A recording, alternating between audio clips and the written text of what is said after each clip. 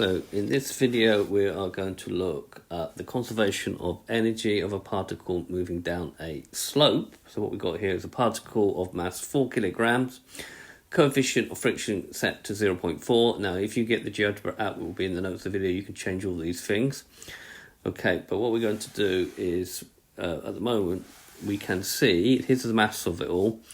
The total energy will be mgh, which at the moment is 0, plus the changing kinetic energy, which of course at the moment is 0, minus the work done, which is force times the distance, which at the moment is 0.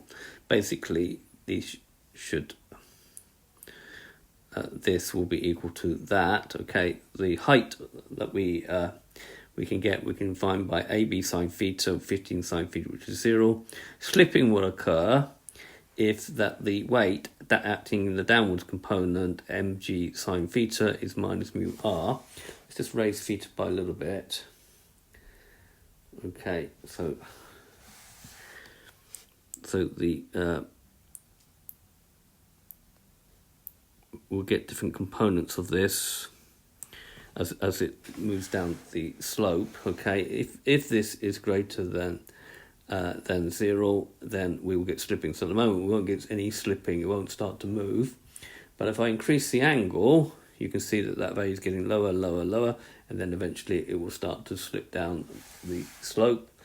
Okay, you can get the distance that it's moving down, which by here, you can see it occurring here, and the energy will be preserved as it goes down, because the potential is going down, the increasing kinetic is going up, and you have to take away the force times the distance as well.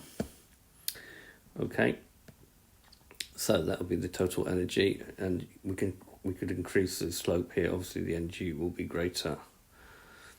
Okay, so this is a little app here, help you to understand the conservation of energy of a particle moving down the slope.